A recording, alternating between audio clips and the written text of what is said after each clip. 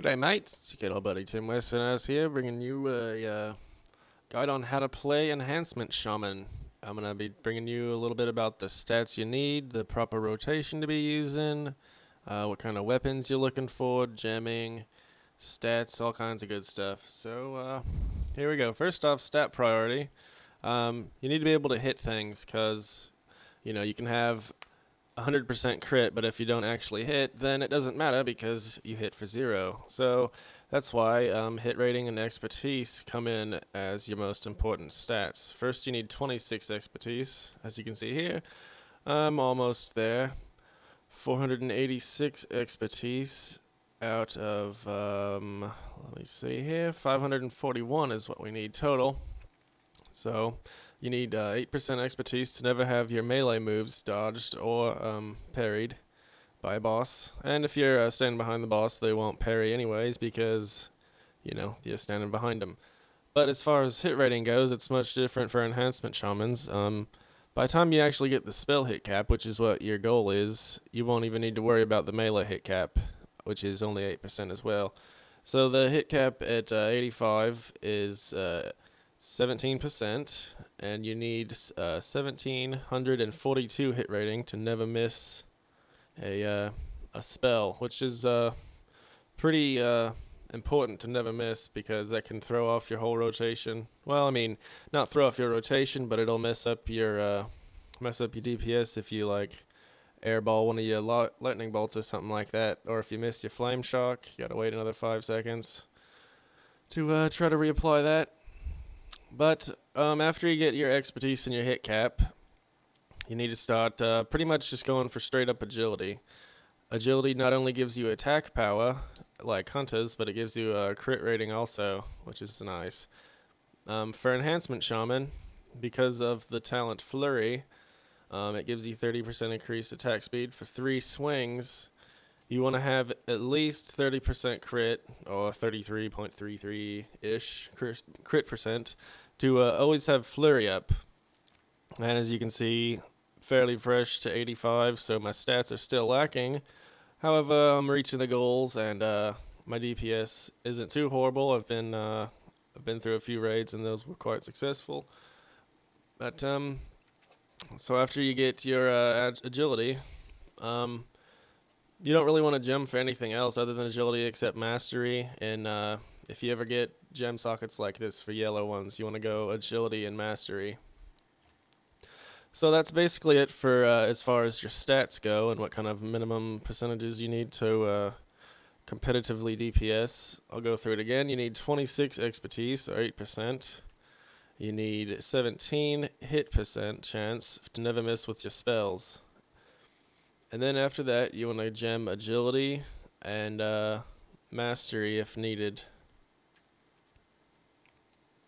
Mastery is a very helpful spell for Enhancement Shaman. It increases all of your spell damage done, which is where a good percentage of all your damage come from. All your lightning bolts, your flame shock, your earth shock, chain lightning on mobs, your searing totem, your fire, your magma totem, your fire nova, all that's based on your spell damage, which is also increased by your agility, and that's also another bonus you get from agility, which is nice. Alright guys, next we're going to be talking about the proper spec for PvE Enhancement DPS. First you're going to want to get elemental weapons and focus strikes, because those that increase the damage done by your weapon enhancement, your Wind Fury and your Flame Tongue, and that's the order you want them in. You want Wind Fury, main hand, Flame Tongue offhand, and your weapons you want as slow as possible, so ideally 2.6 speed is what you're looking for. So then Focus Strikes increases the damage of your Storm Strike, which replaces Primal Strike later on. But Storm Strike's one of your main abilities, which you use quite often in your rotation when it's up. Quite an integral part of the rotation, and therefore a vital talent. After that, you can get improved shields if you like. It's kind of preference if you'd like it or not. I don't so much because your shields don't do a whole lot of damage compared to, say, taking these 2 points out of reverberation so you can shock and interrupt more often, or by taking away a chance to crit or lava burst, sorry, all your lightning bolt damage. But I'll get to these later.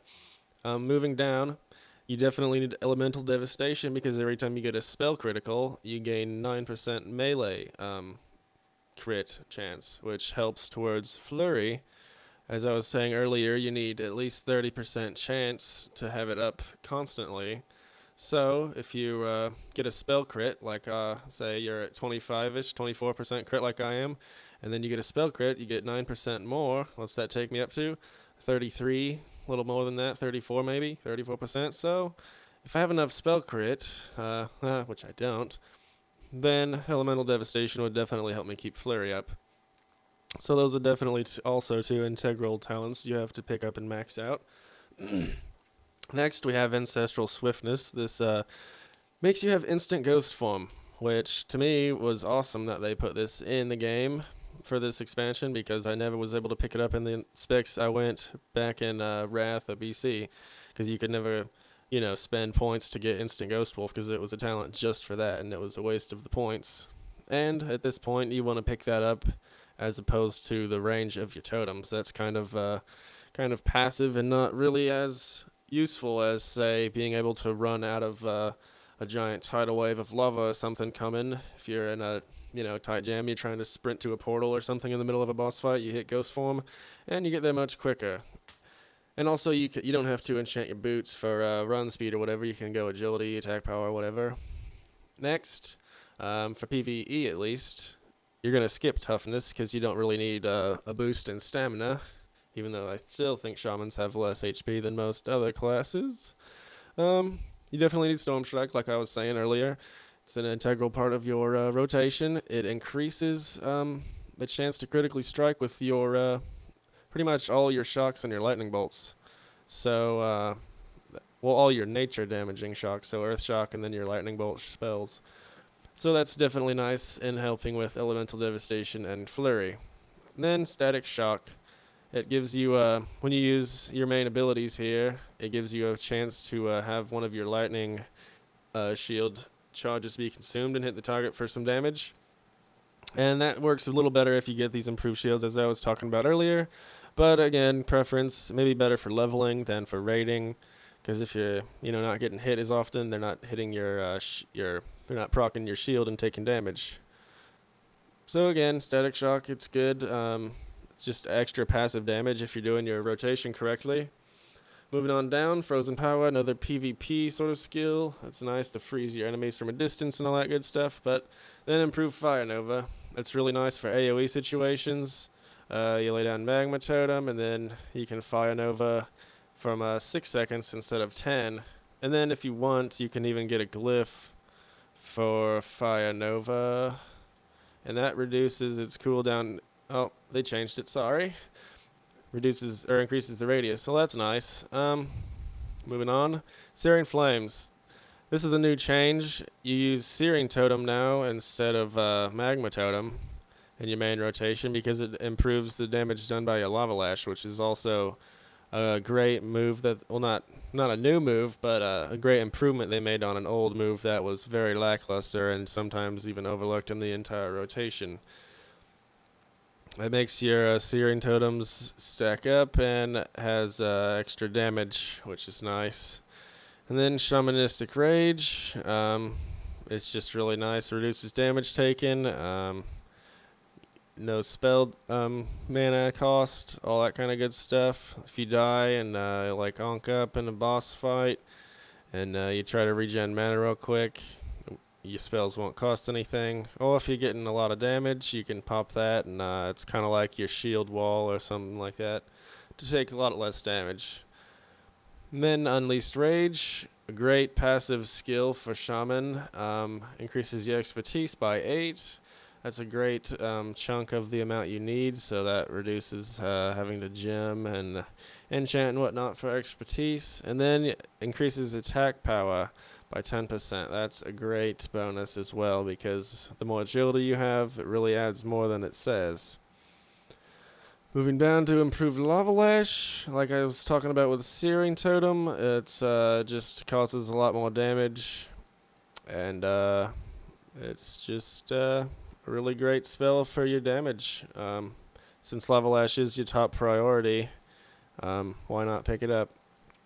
Maelstrom Open, this is basically what the entire enhancement tree is revolved around. Your melee strikes have a chance to stack up to 5 times and reduce the cast of your spells, making them instant, and you can, fire off your lightning bolts and chain lightnings without having your cast time, which is always annoying, and, And then lastly, your feral spirits. It's your cooldown. It's the great, annoying, awesome feral spirits of Shaman. They used to have a sprint ability where you could, sprint 70% speed. That was always awesome. You could macro it to your button, so you just sprint as soon as the wolves come out and chase people down. That was always a good time. But over here, some of these aren't quite as required as others, but crit's always nice. Increases all your spells and all attacks, so 3% extra crit. Definitely a good thing. And here, like I was saying, if you want to skip out on some of these points and get your shields like I was talking about, whatever, but you need at least 2, because reducing the damage or the mana cost is definitely not something you're worried about. Some more damage, definitely. And then here, called Flame, increases the damage of your fire totems and Fire Nova. So like I said, AoE, that's definitely great. For single target, it's great for your Searing Totem. And then Reverberation. This is a great spell, or a great talent rather, and I don't think a lot of people know about it, or they don't use it as often as I like to. But your shocks, you can interrupt 5 seconds instead of 6, and you're helping your rotation because you have to switch between Flame Shock and Earth Shock. That can get quite hectic trying to manage those with a 6-second timer, as well as keeping several other things in a priority list. But that's about all for the talents, and let's see what we can do on the target dummy. Alright, so your rotation / priority list is kind of interesting. It's really fun. Basically, you gotta have your totems down so Searing Totem starts stacking up. Once that happens, you always use Lava Lash when it's on cooldown. After that, you want to do Unleash Elements so you get your the buff up to make your Flame Shock stronger. And after that, after you use Flame Shock and you got your buff up, you're going to use Maelstrom Weapon whenever that's done, with 5 stacks using your Lightning Bolt. After you got your Flame Shock up and you don't have any Maelstrom procs to do and Lava Lash is down, then you're going to want to use Storm Strike so you can get another buff to make your Earth Shock stronger, which comes next. And that's last in the rotation. So, basically, you're going to Lava Lash, and then once you unleash Elements and Flame Shock, you're going to have the opportunity to get in 2 Earth Shocks after a Storm Strike, and before you have to reapply Flame Shock, you can get 2 Earth Shocks in there, which really helps you DPS. But as far as the rotation goes, that's about all you have to do. Just make sure you use your Feral Wolves every cooldown and Bloodlust on boss fights. If you have any questions, feel free to ask in the comments section. I'm sure there will be a few. If you had any questions with the rotation, I've written them up here on the screen, you can see. That's about all for Enhancement Shaman. At the end here, you can see the damage meters. There's about 40% magic damage. The Lava Lash is right on top, like I was saying. And, yeah, that's really about all, guys. I'd like to give a nice shout out to TGN Gaming for letting me post on their channel. Thanks a lot, guys. And if you like it, go ahead and give them a subscribe. Give us a subscribe. Make sure to thumbs up the video. Write lots of comments, and have a good day, mate.